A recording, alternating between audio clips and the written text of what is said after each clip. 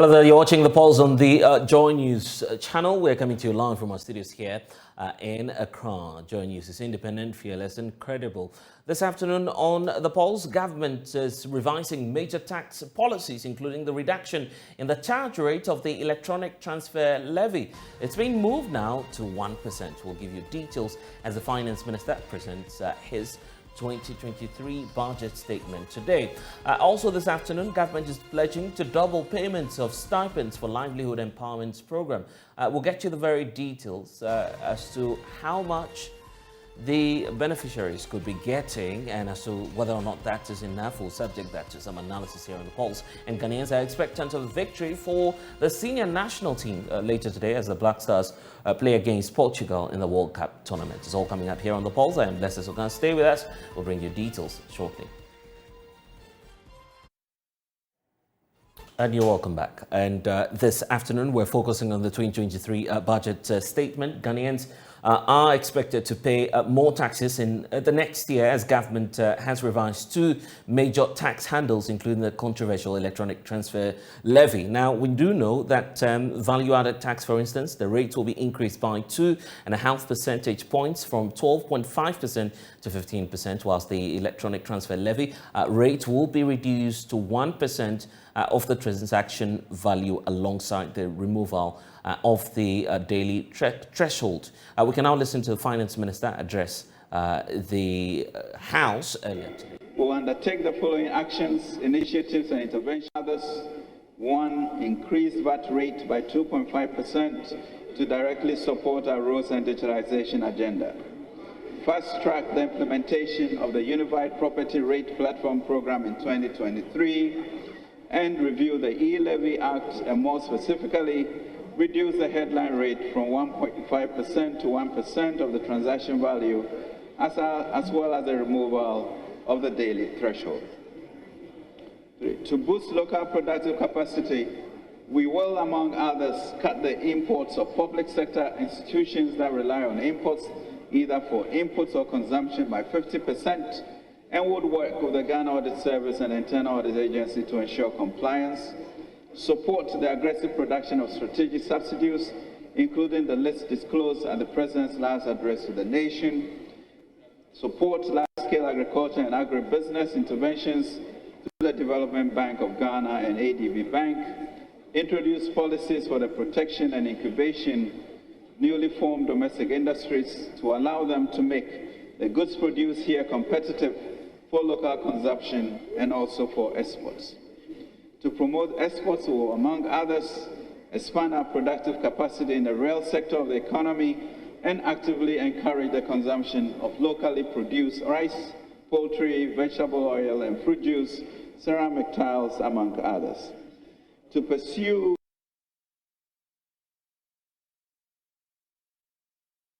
Well, the Finance Minister has also been touching on issues relating to the depreciation of the cedi. Our inability to access the international capital markets meant that for the first time in our administration, we did not have the foreign currency to complement our foreign exchange earnings. We have had to make strenuous efforts to meet our import bill, which exceeds $10 billion annually. Considering our low foreign earnings, it has been difficult to meet our import requirements, including crude oil and petroleum products, of about $400 million a month. At the same time, Ministry of Finance still needs to find about $1 billion annually to keep our lights in our homes and workplaces on. Mr. Speaker, the demand for foreign exchange to support our unbridled demand for imports undermines and weakens the value of the cedi. This contributed to the depreciation of the cedi, which has lost about 53.8% of its value since the beginning of this year, compared to the average 7% annual depreciation of the cedi between 2017 and 2021. The current year's depreciation, which is driving the high cost of goods and services for everyone, is clearly an aberration and a very expensive one indeed. The increases in fuel prices, diesel currently above 20 cedis a litre and petrol 16.8 cedis a litre, has led to increases in prices of most goods and services. Inflation, which we managed to bring down from 15.4% at the end of 2016 to 7.9% at the end of 2019, and remained in single digits till the pandemic hit in March 2020, is now 40.4%. It is not only the individuals and households who are adversely affected by the depreciation of the cedi. For us at the Ministry of Finance, the depreciation of the cedi seriously affects our ability to effectively manage our debt. Indeed, our stock of debt has increased by 93 billion Ghana cedis this year alone due to the depreciation of the cedi since the beginning of 2022. Let's speak to Charles Kwesiado. He's with the More Money Agents Association. Charles, thank you for your time. So what's your reaction to the decision now by government to reduce the rate of the E-levy?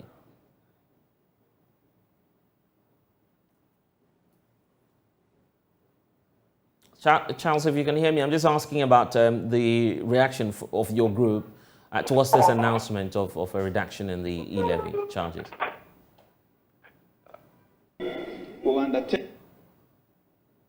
Hello? Yes, Charles, if you can hear me, I'm just asking about your reaction as a group to this announcement that we're getting from the Finance Minister. Okay, thank you, Kofi. Good afternoon to your cherry viewers. We are happy though, but the most difficult thing that we were shocked to hear was the scrap of the 1 to 100 Ghana cedis cap.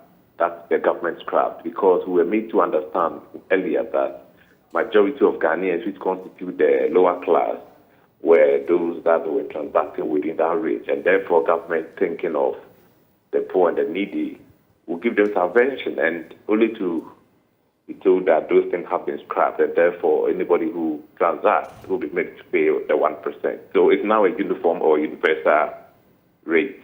But all the same, it is good though, because businesses that were trying to find alternative with regards to the hike in the E-levy, who I think and believe that will rise to the occasion and otherwise.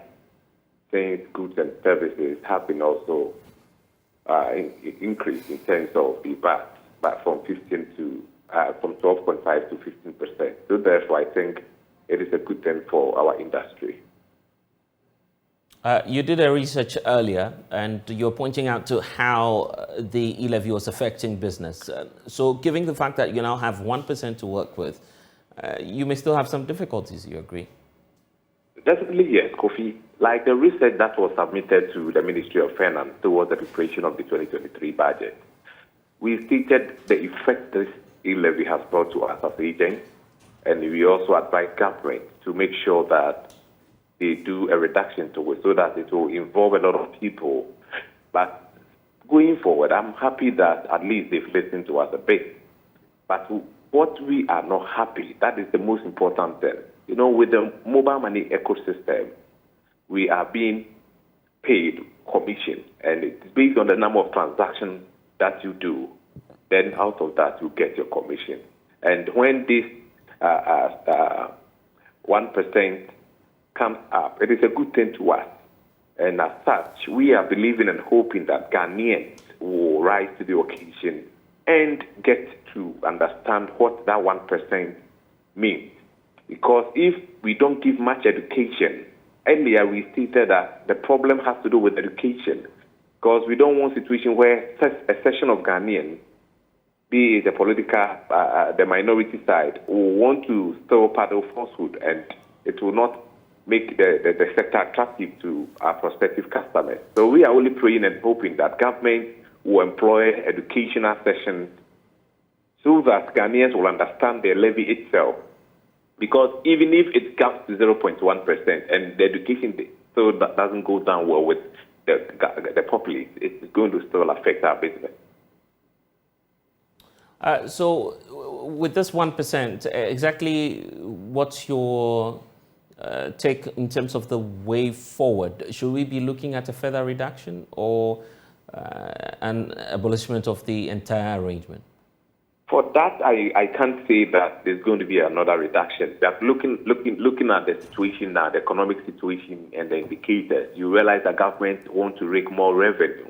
That is why, even though he reduced the E-levy and then has at least add up at the VAT section.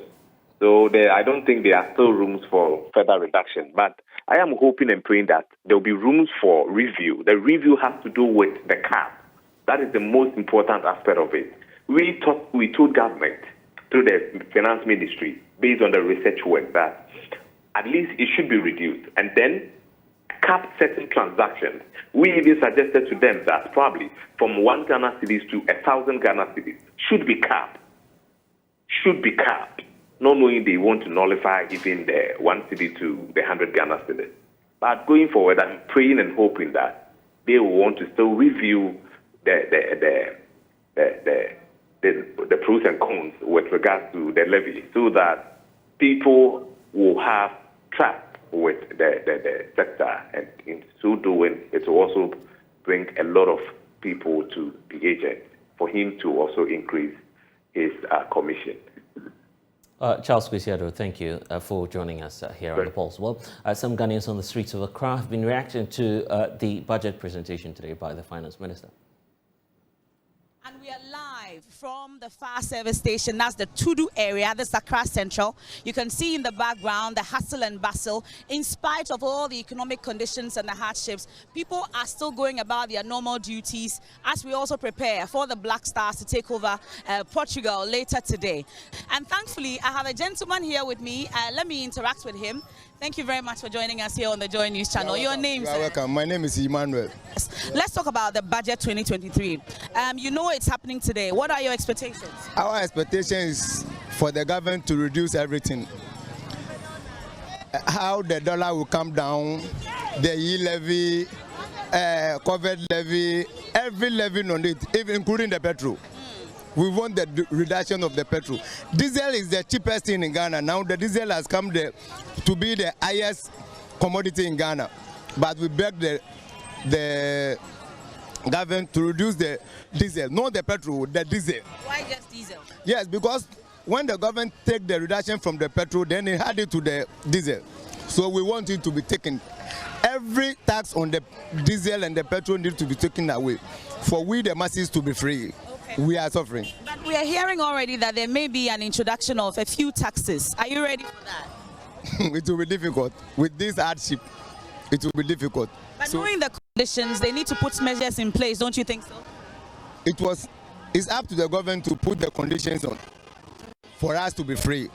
Looking at how hard the economy is, we are looking at something like the president should come and the finance minister, he should come and tell us something to at least cushion people's mind about how things are going to be lessened. Because now when we go to the markets, the price of goods are high. If you look behind me, we sell jeans here. Now the price of jeans are so high that when you mention the price to people, they can't afford. How much is it going for now? Jeans like what I'm wearing today, how much is it? Initially, it used to be 60 Ghana cedis. Now, jeans like what you're wearing is costing almost about 100 and 120 Ghana cedis. So you can see that. Why? Yes, it's all because of the importation duties, right? And then the hike of the dollar and then the CFA. So you can you know how things are now going. Yeah, that's it. So that's how we're selling it now. We're told there may be introduction of new taxes as we present the budget today. Are you ready for new taxes? You see, the country that we're living in is so hard for now. That is how we're experiencing it. So the introduction of new taxes I think, is going to bring more hardship to Ghanaians than what it was before. But let's look at how the taxes will be. If we Ghanaians, we don't accept those taxes, we're going to be on the streets and then demonstrate to the government that things are hard, and then they should try as much as possible to lessen the hardship that we're going through.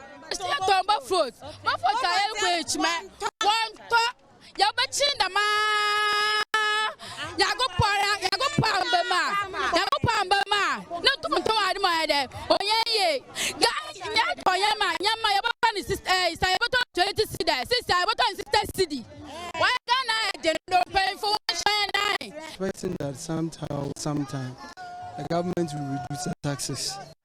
at least put in place some social measures to protect the poor, and at the same time give incentives to other businesses to run as very well. And then my major expectation is that the government should be able to control the exchange rate so that importing will be very easy for Ghanaians and the standard of living can improve for us.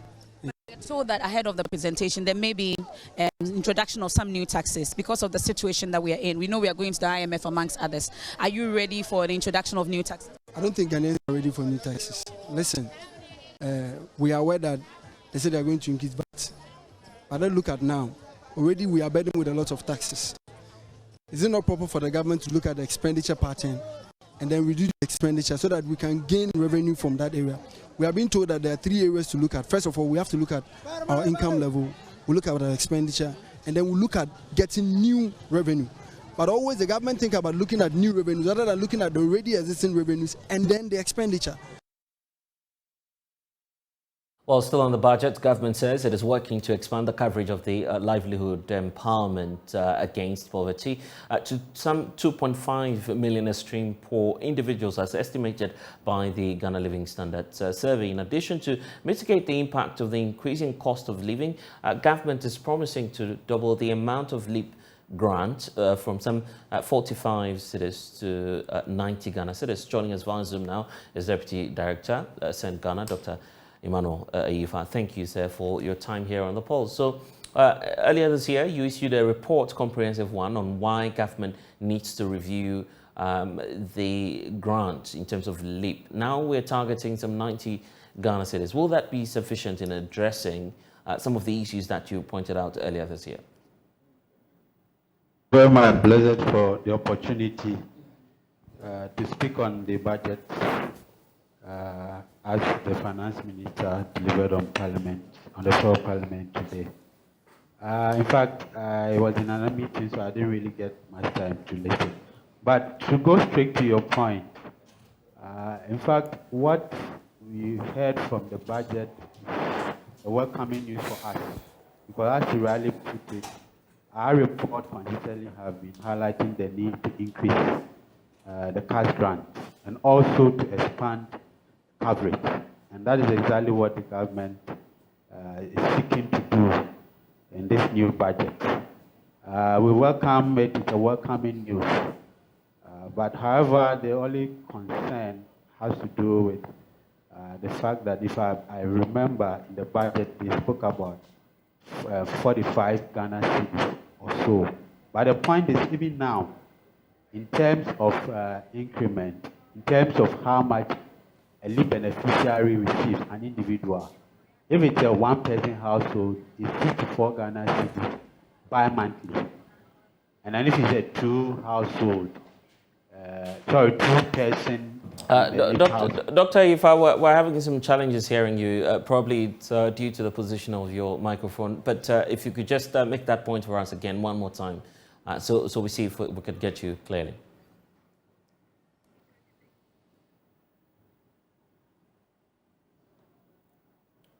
Dr. Ifa, are you still with us? Yes. Yes, so that's better now. Earlier, we're having some feedback from your microphone. You're making the point about government's commitment towards dealing with livelihood empowerment. Yeah, so I indicated that this is a welcoming news because our report consistently has been recommending the need to increase, the cash grant amount, of course, considering the high inflationary pressures that we find ourselves in now. And also, we've also been calling on government severally to also expand the coverage. The fact that we have about 2.5 million, but currently it's covering just about 1.5. And so for us, it's a welcoming news. However, I was making the point that if you look at the amount that they want to increase, I don't know whether it's a mistake because they said they are going to increase it to 45 Ghana cedi. Meanwhile, currently, a one-person household, a LEAP member in the household receives 64 Ghana cedis bi-monthly. And then if you have a two-person household, it's 76. Three-person household is 88. more than 3, 4 and above is 106 bi-monthly. So I'm not very clear what the 45 is. And so, even though we welcome the idea, maybe there's a mistake somewhere. I'm not so clear about. Okay. Now, but earlier this year, you talked about the need for us to get an ideal figure. What was that ideal figure in terms of the recommendation that you put forward? Okay. So our recommendation was for government to look at the inflationary pressures and then, of course, increase it based on that. And then we said that it's important that it is always linked to current inflation. That is what we said. So if you are looking at the current inflation, if you are to use last month's inflationary figure, which is a little over 40%, that tells us that if there should be an increase in the leave cash grant, then obviously it should be more than the inflationary figure as we are having currently. But the fact is that these are monthly inflation that we are looking at. But it's important that government have to then factor and look at the year-to-year, end-of-year inflation, and then use that to calculate. So that is what we say. It shouldn't just be arbitrary, but the base should be based on inflation. That is what we've been talking about. We do not know what really went into this calculation. And for us, our major concern is that it seems to be contradictory. The currently as we have is 64, except that the budget is clearly stating that they are going to add 45 Ghana cedi to the already existing 64 Ghana cedi bi-monthly for one individual. Now, then that should be okay. Right, but beyond LEAP itself, you also touched on some other social interventions which needs to be addressed from a budgetary position. And of course, you laid that out to the Finance Ministry as part of your open budget initiative. Yes, I mean, we normally would touch on school feeding, we touch on capitation grant, we touch on NHIS and all the other social intervention programs. I note from the budget that was read today that in terms of school feeding, they are seeking to increase the school feeding grants. No, the school feeding, they are seeking to, increase coverage. The point is that this same point was made in the 2022 budget.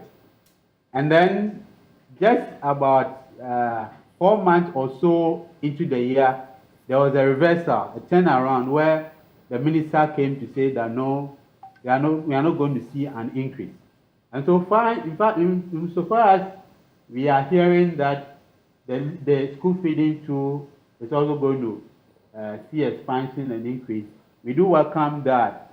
The good thing is that there were fears that because of this IMF, current IMF negotiation, most of these interventions were going to be affected. But at least the budget has brought us hope, just as the president committed that we're not going to see these things affected. For me, and of course for Ghana and all other civil society organizations in the social protection space, our hope is that it shouldn't just be a talk, but we should see action. Because the fact is that although we are looking at increments, there still have been consistent delays in releasing funds for all the social protection intervention programs. And so that is one thing that we hope that government will be committed to. But it wouldn't just be promises.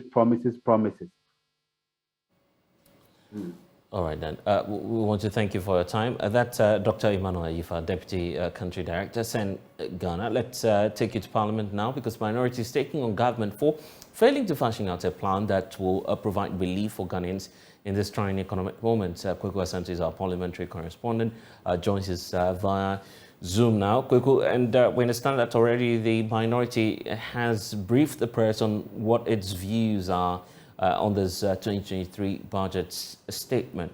Tell us more.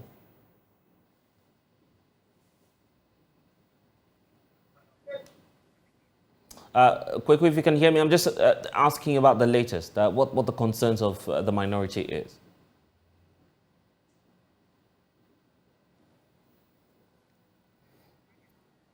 So we're still trying to reconnect to our parliamentary correspondent, Kwekwa Asante, who was there at the time the finance minister laid it all out. In fact, the minority equally has addressed the press on matters. Kweku, Phila Singh, give us some updates on the concerns by the minority, raised by the minority. So we've been hearing from Dr. Kisela Tuposin, his ranking member on the finance committee. He said it's a killer budget.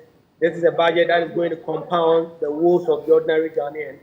We know that VAT is now going up by 2.5%.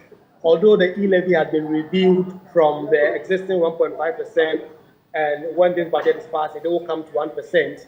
The threshold of 100 cedi limit per day, which would have attracted a tax, has also now been reviewed. So now you send any amount, even 1 cedi, 2 cedi, 3 cedi, they will pay 1% E-levy. That is if this budget is passed. There are also very key things in the budget. For instance, government can no longer employ into the public and civil service.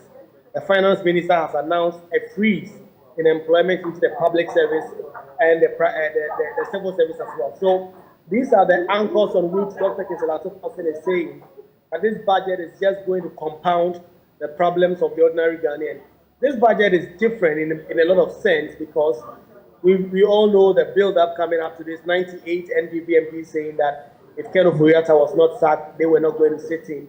Up until late Tuesday, before the president and the party leaders were able to press upon them to do so, you would have realized that when the finance minister announced some of the things that would have ordinarily led to cheers from the majority side, clapping hands and celebrating, all of that did not happen.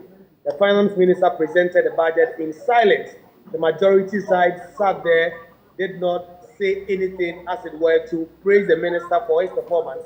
They did not do anything when they finished the presentation. So it was a different budget in certain senses, but now the minority say this budget is not what will offer hope to Ghanaians.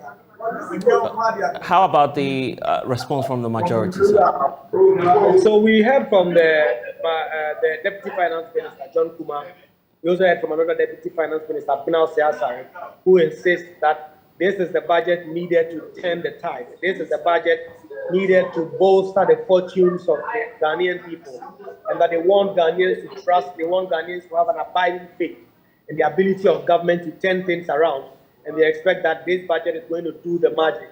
But the minority are not happy about it. We've been trying to gauge the responses generally from the majority side about what they make of this.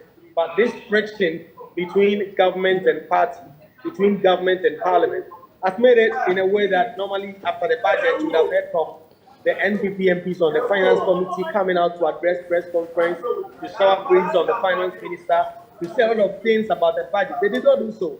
This budget is fully being defended by the minister himself and his two deputies. Indeed, a press conference that was held afterwards was something that just these two MPs, who happen to be deputy ministers, had to defend. We have not heard from Apenyo Markin, we've not heard from the chairman of the finance committee. With my experience reporting on budgets, media budgets, and other set huge government policies, you will see key leadership in the various committees coming out to defend. But this hasn't happened. We just had the minister and his two deputies on the offensive, saying that this budget contains a lot of hope. But another key sticking point is that the debt restructuring is now in full swing, and we have a story on myjoyonline.com for viewers to go and read it. It sets out in detail. The minister announced, later his deputy announced, that there will be haircuts. Despite the president saying there will be no haircut, it appears now there will be ones, and the minister thought it wise to explain it that there will be debt exchange. But if you look at the statement, the domestic bondholders and other people are not going to get a full extent of their money. And the full explanation has now been offered by the deputy minister. Kwekwa Asante is our parliamentary correspondent. We also understand, obviously, that there'll be a raft of measures that will be rolled out in the coming years to check government expenditure. Here's Finance Minister Ken Ofori-Atta laying that out. Efficiency in government expenditures will, among others, implement the government directives on expenditure measures, integrate procurement approval process of gift lists to ensure that projects approved are aligned on budget allocation, review key government programs to reflect relevance, promote efficiency, and ensure that value for money is achieved in all sectors, including OGM, and review the efficiency of statutory funds. To implement structural and public sector reforms, will, among others, impose a debt limit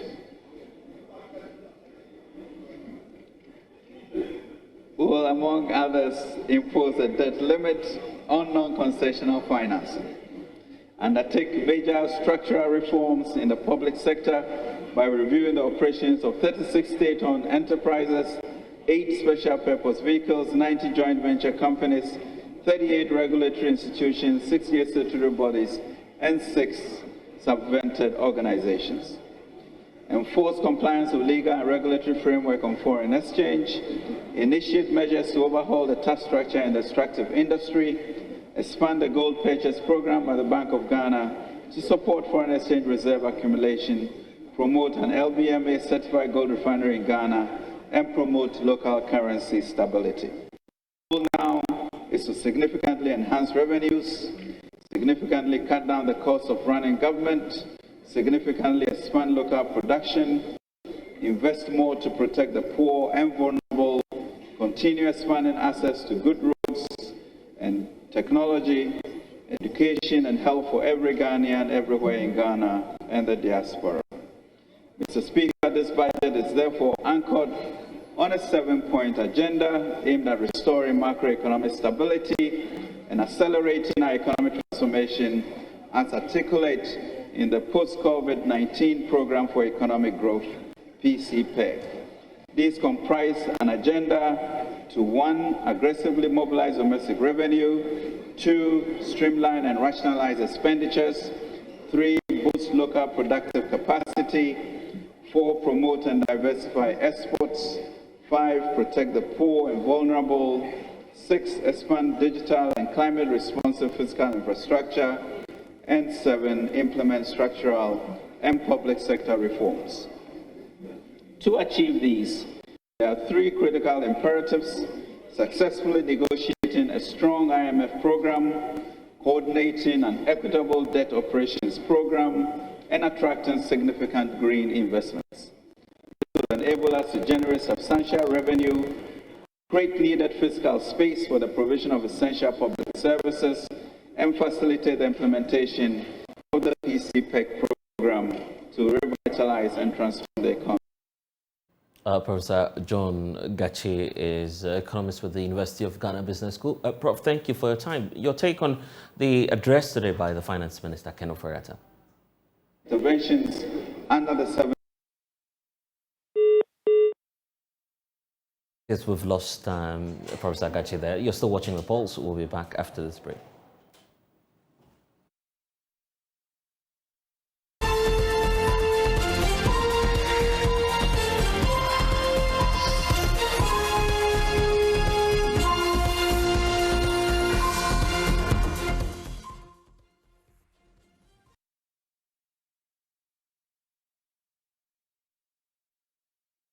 And you're welcome back to The Pulse. There's more from the Finance Minister on government's goal for next year.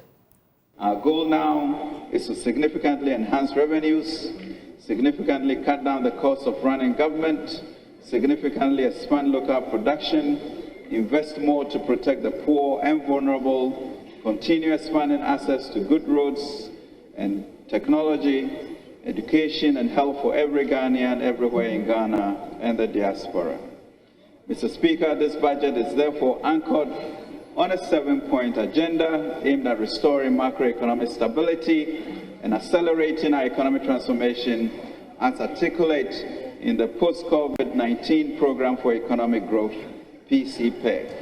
These comprise an agenda to 1. Aggressively mobilize domestic revenue, 2. Streamline and rationalize expenditures, 3. Boost local productive capacity, 4. Promote and diversify exports, 5. Protect the poor and vulnerable, 6. Expand digital and climate responsive fiscal infrastructure, and 7. Implement structural and public sector reforms.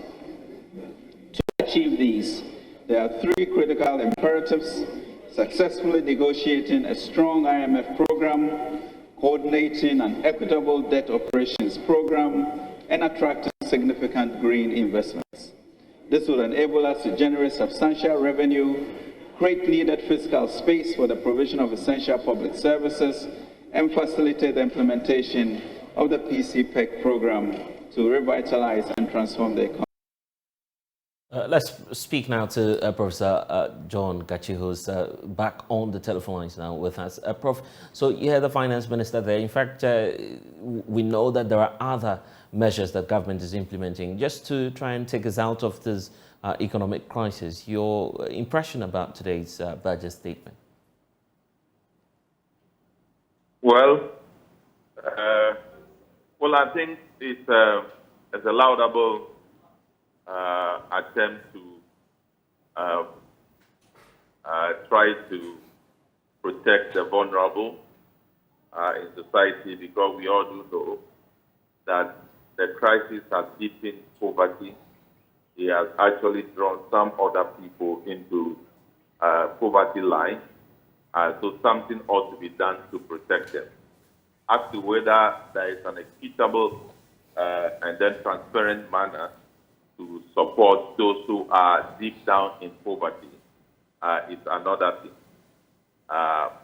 Again, all the attempts to protect the vulnerable and those who are into poverty is eroded by increase in VAT by 2 percentage points, and also reducing the rate for the E-levy and expanding those who qualify to pay the E-levy.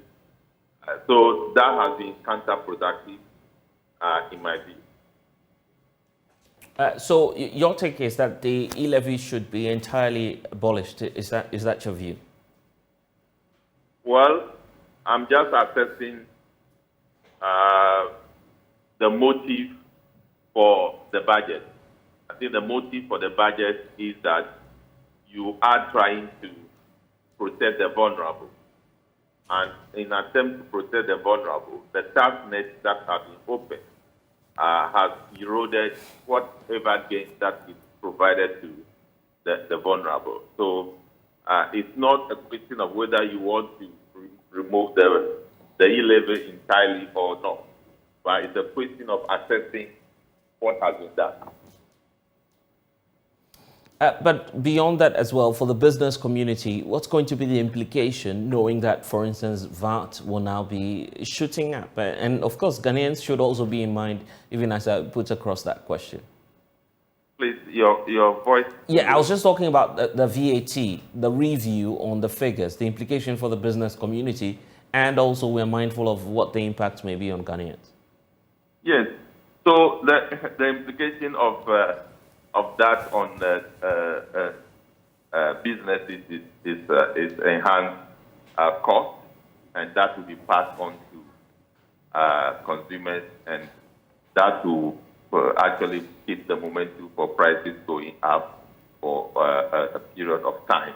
So that should be assessed, and also any time that taxes are increased such that payment is becoming difficult, you also see evasion and evading of taxes rampant. So we will see a lot of people trying as much as possible to dodge payment of taxes because of the huge cost implications for the policy. Government says it is rebuilding together. Do you see that, progress, looking at the statement as well that was presented by the finance minister today? Well, I think the entire finance system is in chaos, but there are some other things that are laudable. For example, if you want to focus on creating the environment for the production of certain items that hitherto you have been importing, that will be commended. But if you look at the financing aspect, it's in chaos. We don't know whether we are doing debt restructuring or not. The finance minister is afraid to use the word debt restructuring when that is ongoing. So that is the balancing act that I want to talk about in the budget. There's little about the IMF deal, but looking at our posturing and what it is, the measures that government is taking now, would that ready us into the deal next year? Well, I think it's about making yourself ready for the IMF deal. So the IMF will definitely talk about freeze on employment. The minister has actually announced the freeze on employment. The IMF will call for a deeper cut in expenditure. That has been announced. The IMF has called for domestic debt restructuring. That is ongoing. So it's just making yourself ready for an IMF program.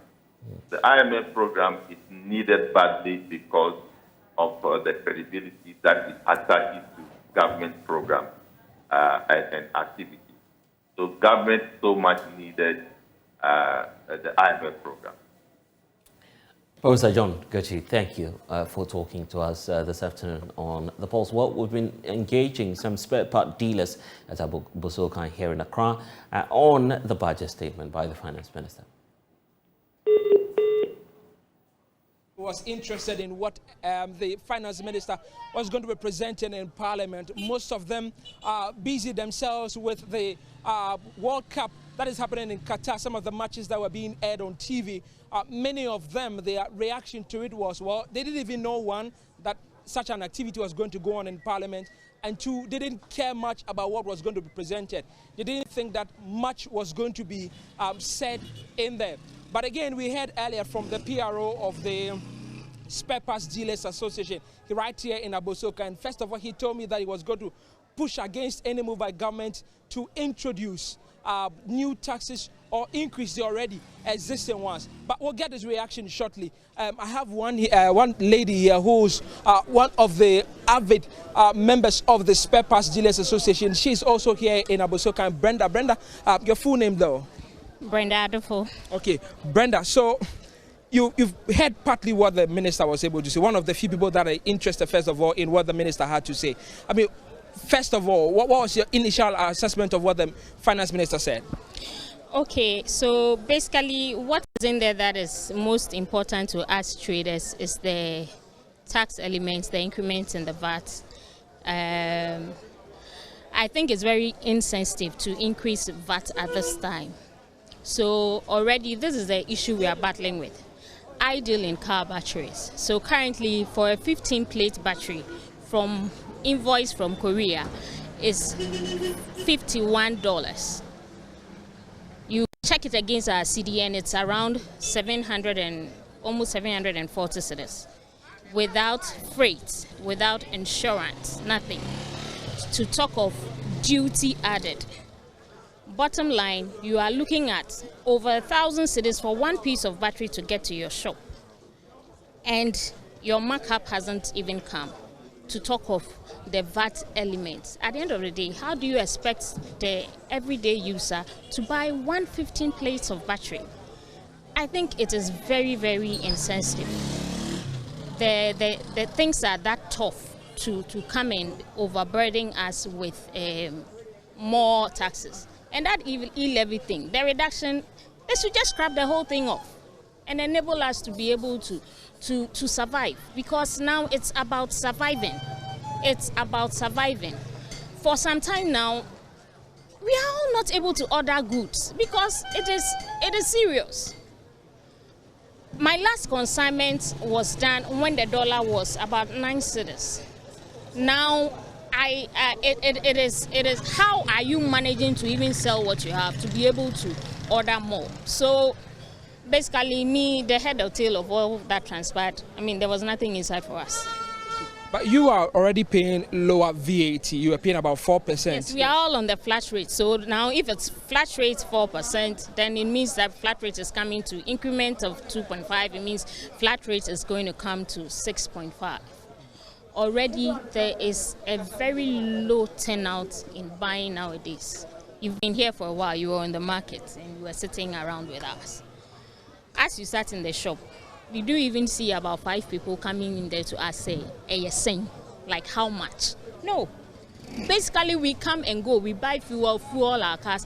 My car that I use, 2014, it took me 90 cedis to fuel the car, full tank. Now I need 800 cedis to fuel that tank. And I'll fuel it and come every day, go, not selling. And our capital is just depleting. The reality on the ground is far different from what they said in Parliament and they hear.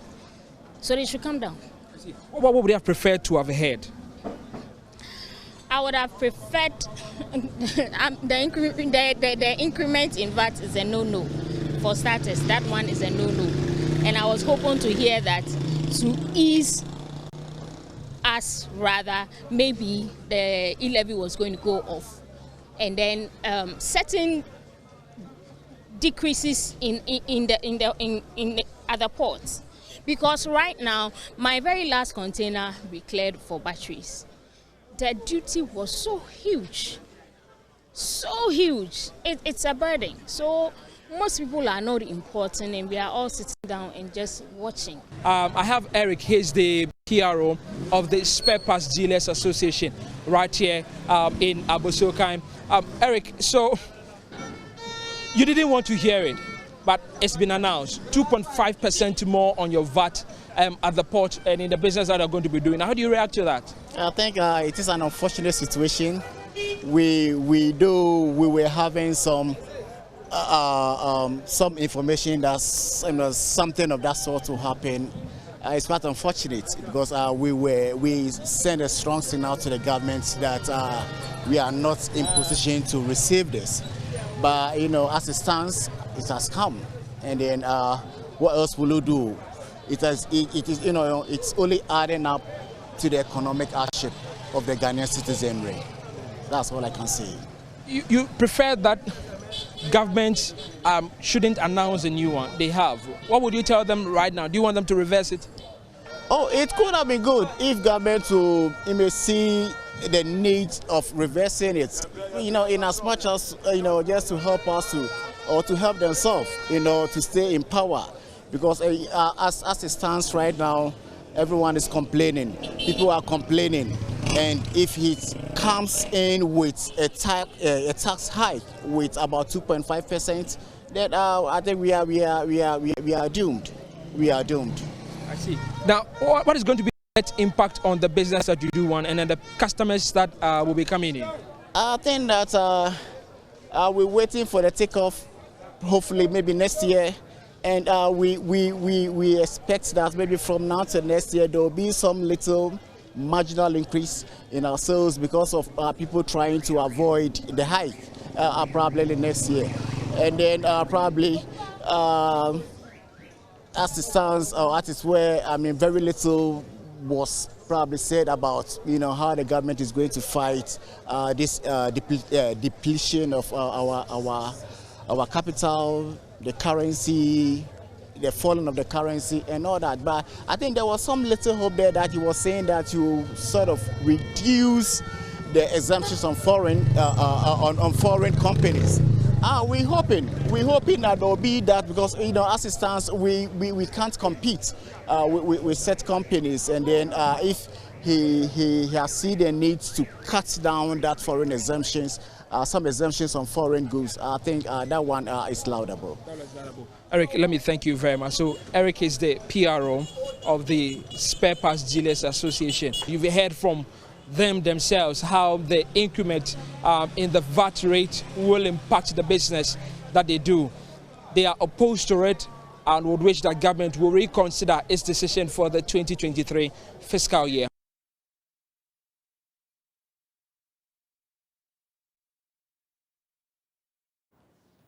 Well, let's talk about football now. The minority in Parliament is asking Ghanaians to eschew any form of partisanship and demonstrate their patriotism by showing massive support for the Black Stars as they make their strides to win the World Cup tournament in Qatar. And of course, the senior national team is playing their first game against Portugal. That match is underway. Some Ghanaians have been sharing their expectation ahead of the games.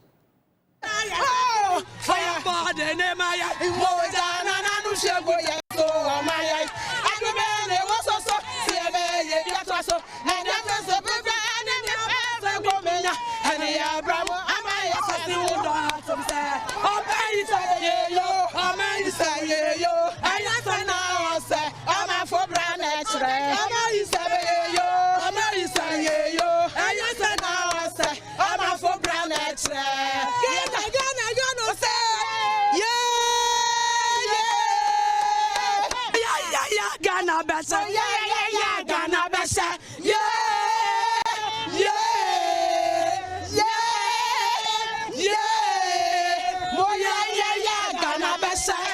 Now me just say 5 minutes. Ghana better 1. 20 minutes time to 1. 81st half. I 2-0 against Paraguay 4.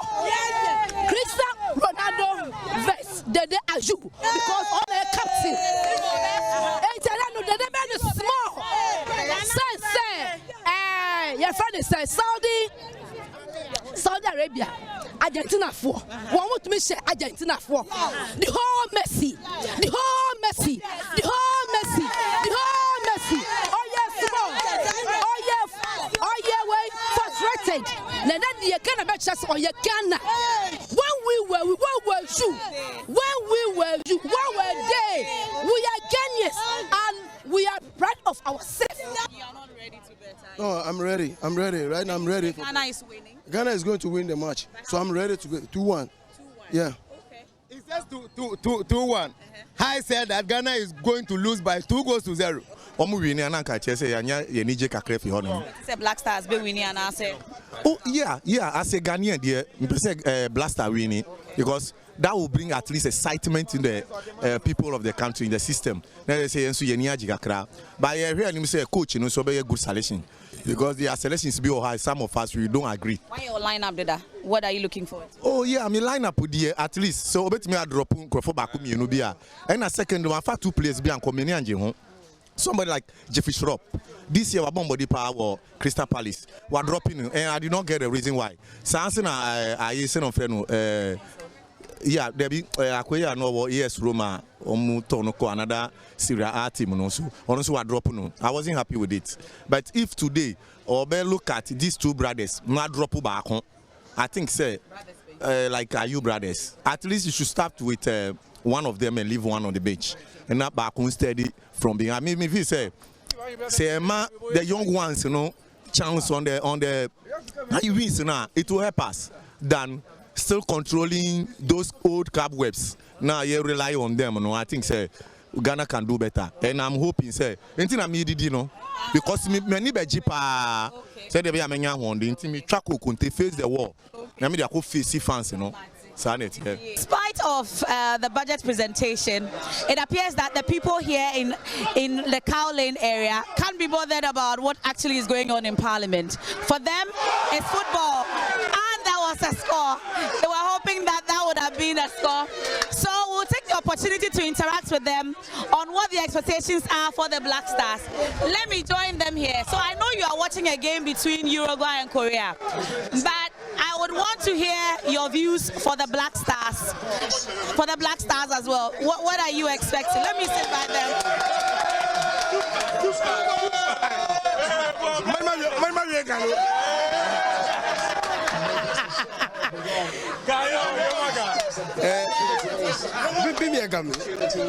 Okay, so he says he wants to speak Ga, so I'll speak Ga with him.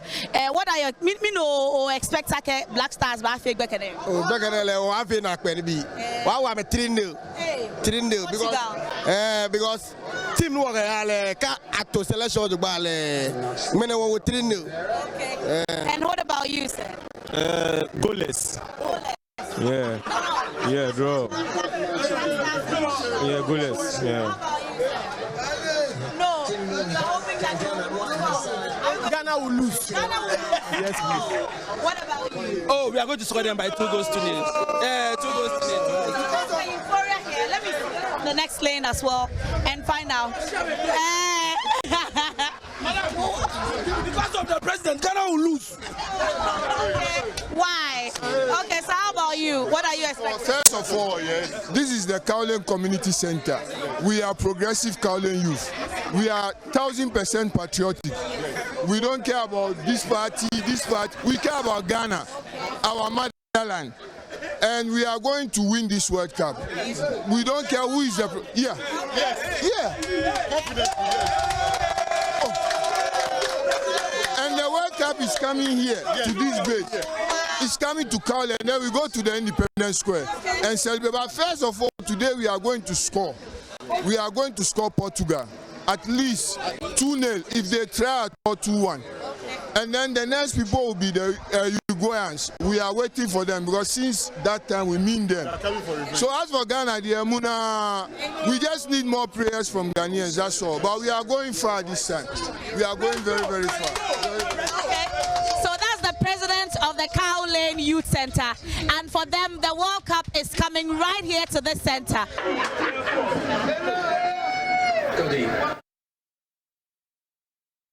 Well, so let's get more from Joy Sports Michael, who's joining us via Zoom. So we understand that the match is already underway. Who is featuring for the senior national team as we play our first match? Michael, you have to unmute so we can hear you. Starting for the Black Stars, can you hear me now? Loud and clear.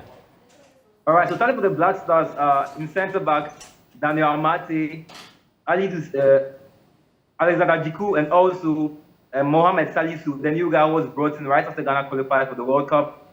We are playing two wing backs in Baba Rahman and Ali Duseido, a surprise and inclusion into the squad because throughout the qualifiers and also in the friendly games of Otado, he preferred playing Dennis Odoi and Tariq Lamptey, who played in the game versus Switzerland. So Ali Duseido coming into the squad to start versus Portugal is a bit of a surprise. But ahead of this trio of five, we have a midfield of Thomas Partey and Salis Abdul Samed. Thomas Partey is not a surprise inclusion at all because when you look at our squad, one of our most experienced, one of our most brightest players, obviously Thomas Partey, and playing alongside Salis Samed and Abdul Salis Samed, obviously it's also not a surprise because after Baba Ejisu got injured and had to be replaced, immediately when he was mentioned, was named in Ghana's final 26-man squad, it was obvious that he was going to play alongside Thomas Partey for the Black Stars. And ahead of him, ahead of these two, is Ajax Mohamed Kudus.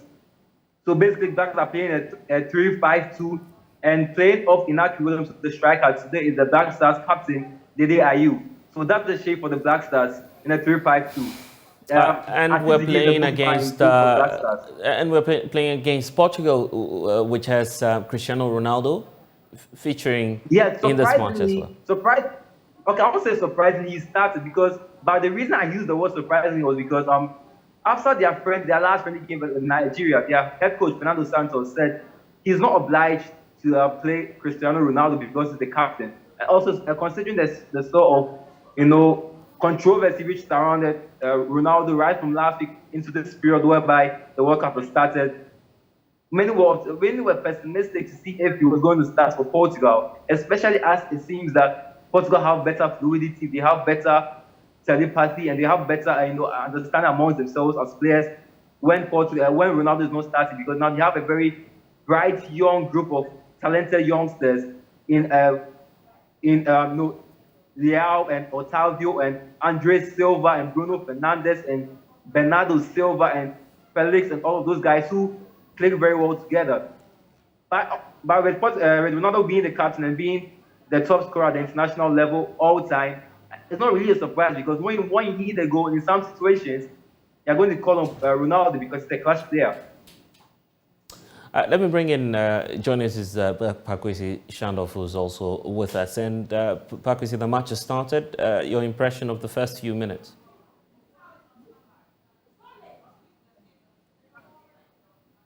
You'd have to mute so we can hear you. Right, Blessed, can you hear me now? Yes, we can. Right, when the squad was first announced, I had issues with the entire setup, and my reservation was with the fact that we were playing Inaki Williams up front as an arrowhead striker. But even if you look at him at Atletico Bilbao, he's not that kind of designated arrowhead striker. So I didn't know why we wanted to deploy him in that role. Now, I'm watching with some Ghanaians at a certain location, and that conversation is up. I mean, from what we have observed from the opening exchanges, it appears we are slightly deficient in our attacking setup. Our strength is indeed the midfield, but whether or not those midfielders that Otto has deployed can support Inaki is another conversation altogether. But my preliminary observations, I think that we're going to have a very hard time manufacturing the goals because of our attacking setup, playing Inaki up front. Your predictions? I think the Black Stars will win by 3-0, despite the oddity that I've observed. And that assertion is premised on the fact that, I mean, in 2014, when we played them, they did not necessarily put up any superior performance. Indeed, we lost by 2-1. The very first goal was because of a defensive blunder on the part of John Boy, as Samuajan later equalized. And in the 80th minute, Ronaldo, scored that winner. So they were not necessarily superior. And on paper, they don't outweigh us so much. So, despite my reservation, despite and all of that, bless that is going to be, a 3-0 winner for the Black Stars of Ghana. Michelle, if you're with us, Michelle, let me also bring this on, the ambition and that push that the Black Stars will make a statement at the tournament. Is this something we should be looking out for? Can the Black Stars make a statement with the quality of players and the talent available? It is safe to say we can make a name for ourselves in this tournament, but everything will begin from how things shape up from this first game. Because in such a tournament like this, when you go in and lose your first game, it makes things a bit more difficult. Because going into the second game against a team like South Korea, who are very pacey, if you lose this game to Portugal, you are going to have to open up against South Korea. When you do that against South Korea, due to their pacey wingers, you leave yourself volatile to the counter-attack into their transitions, which pay them some dividends against Uruguay this early today, although they didn't win. So how far we go in this tournament, it somehow depends on this result today. Even if we lose to Portugal, the Black Stars can go on and pick wins versus South Korea and Uruguay. And dynamics in other games can mean that Black Stars will finish second in the group and go to a round of 16. But it's more difficult. Just hold on for me. Let's bring in Muftau as well. Muftau is with Joy Sports. He's in Qatar. And Michelle, you would want to hold on with that point. I'll get back to you on it. Muftau, just give us some updates. I mean, the match is already underway. Muftau, kindly unmute so we can hear you.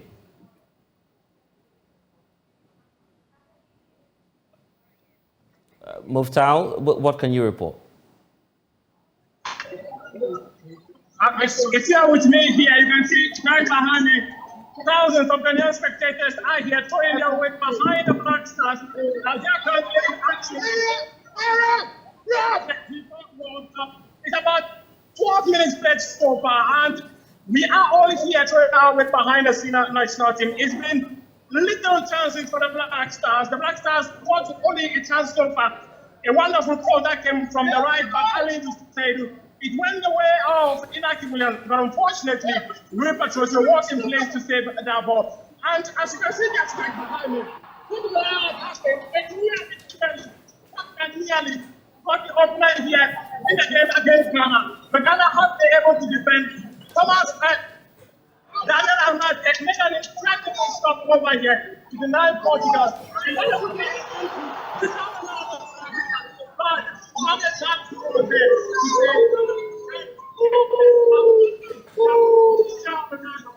Unfortunately, he's unable to see that.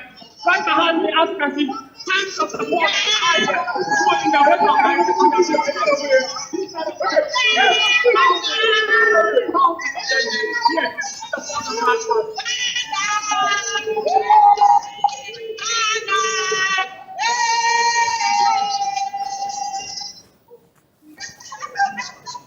You are live on JoyNews right now.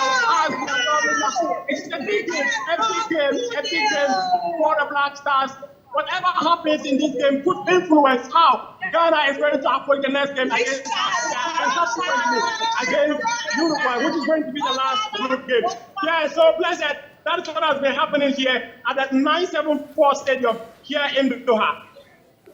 Muftau giving us the field in Qatar where the match is underway. Of course, lots of jubilant supporters there waiting to see what the outcome of the match will be. Michael, let's wrap up with you. Your expectations as well. Of course, we're hearing from Bakris Ishandov that he's hoping that would thrash Portugal by some 3-0. What's your expectation?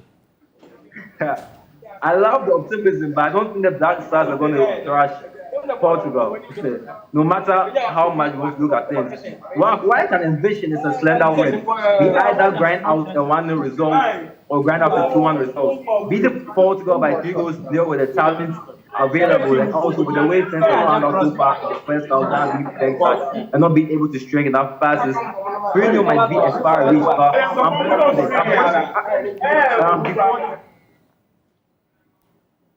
unfortunately, we're unable to hear Michael. You're with us here on The Pulse. We will return shortly.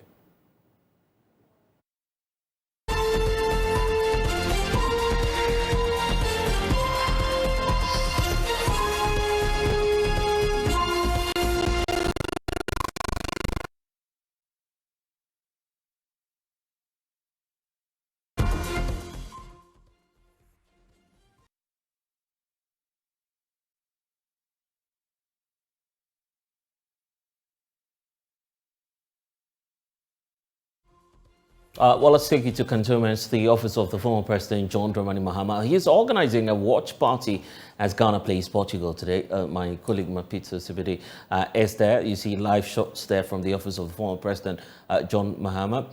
Maps, if you can hear me, what's happening then? What can you say about the mood?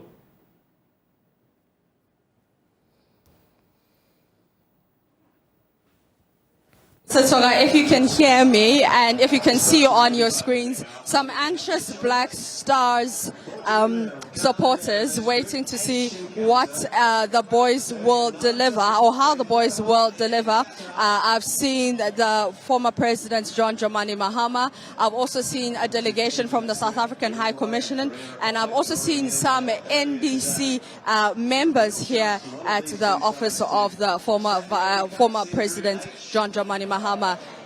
There's been some drama, there's been some excitement. A lot of people are in their jerseys, in their red, yellow, black and green jerseys. Very excited, but also very anxious. Every time the ball goes to the Ghana side, you see some of them raising and standing up onto their feet. I'm sure the visuals on your screens are telling. Blessed. So ahead of the match itself, did we hear from the former president, and what more did he have to say? We know that he's a staunch supporter of the national team. He's urging Ghanaians as well to be part of that process. What more do we know as to what he feels about the national team?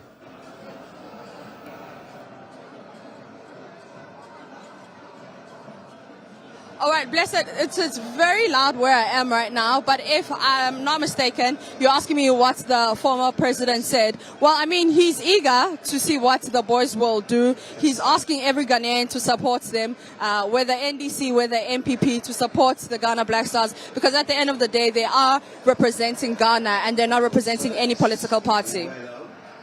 Can we get a sense? Can we hear from some of the people who are watching the match and know about the expectation today?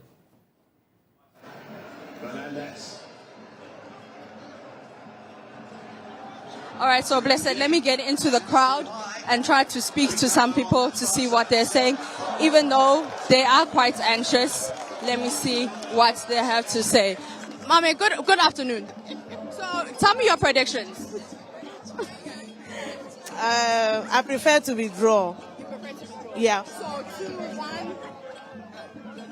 1-1. Yes. Yeah. What about you? Yeah, we just need to win this match. 2-1 direct. That will give confidence to Africa, not only Ghana, to be able to win the World Cup this time round. But then obviously you checked out the lineup. Are you excited with the lineup? Absolutely. We are excited and we are energized because we are sure of winning this match. And I am confident that we are going to take this very cup. If we win the first match, it would energize us, it would encourage us to wage war for Africa, not only for Ghana, and be able to clinch onto the cup. It is going to be a miracle, though, but I am confident we are going to win this. So you say if we win this game, we're taking the cup? We are taking the cup, and it's going to happen because everybody is expecting that the first win would kind of give their players some energy, it will give them some confidence, it will give them some tenacity to be able to forge ahead and win the cup. Exactly. So I can see some people at the edge of their seats. I'll try to speak to a few of them. May I please have your prediction? I think the game is going to be 1-0 Ghana. 1-0 in favor of Ghana. Yeah, looking at things now, I think by the end of the full time, it's going to be 1-0 in favor of Ghana. Yeah. Okay. Are you happy with the lineup?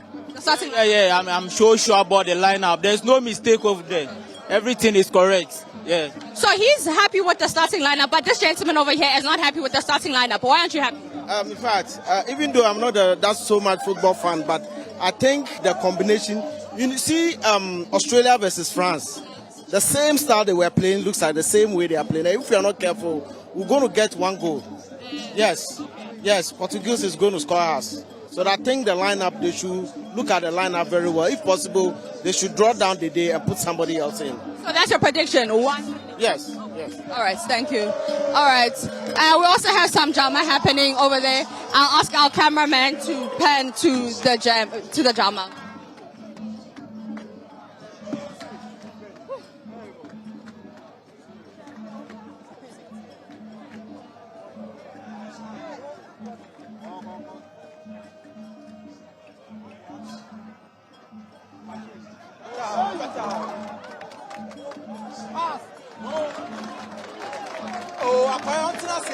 Hey, sit down.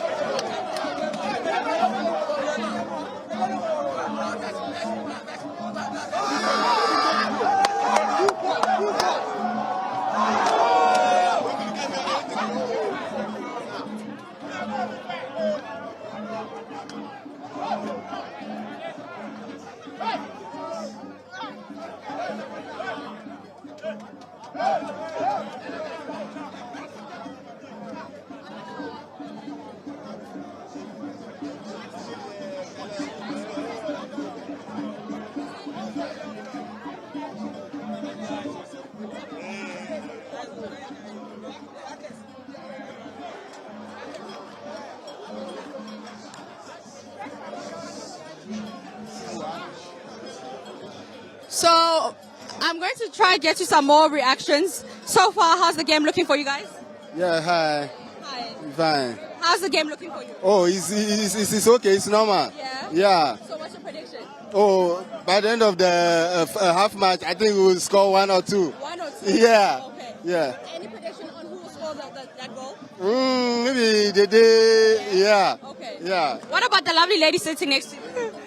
You said? Predictions, starting lineup. Are you happy with the starting lineup?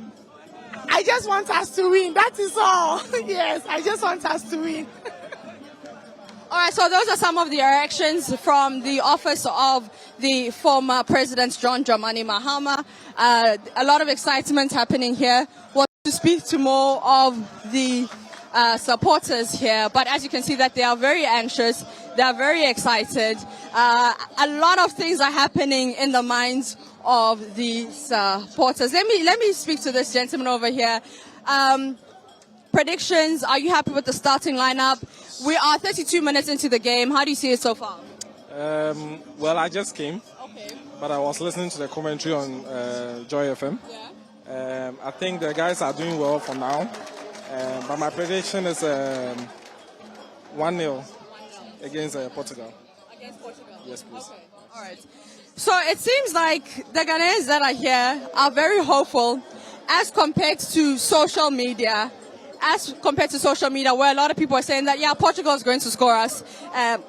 There's no hope. Hashtag bring back the love is just a hashtag. So let's check out some more drama from the supporters, and we'll also get more reactions from the supporters. Okay, we have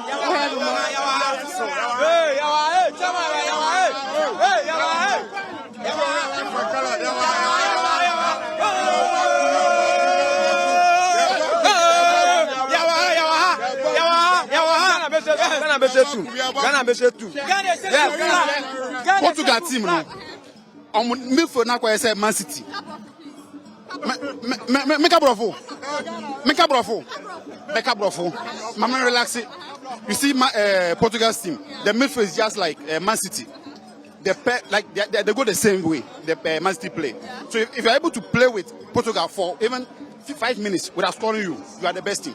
Oh, really? True. And I can assure you we are winning this game. We are winning this game. And then what's your prediction? What's your scoreline? It's 2-1. 2-1. Against Portugal. And then who will score that 2? One will come from Kudus Mohammed, and Naki will follow it. Naki. Watch out for Naki. Okay, all right. Okay. Your prediction? Ghana will score 2 goals. Yeah. And who's going to score that 2 goals? There are you and Pate. Who score 2 goals. Yeah. All right. So more reactions. Hey. We're talking football. Some people want to propose. But yeah, so let's talk and check out some of the drama that is happening here.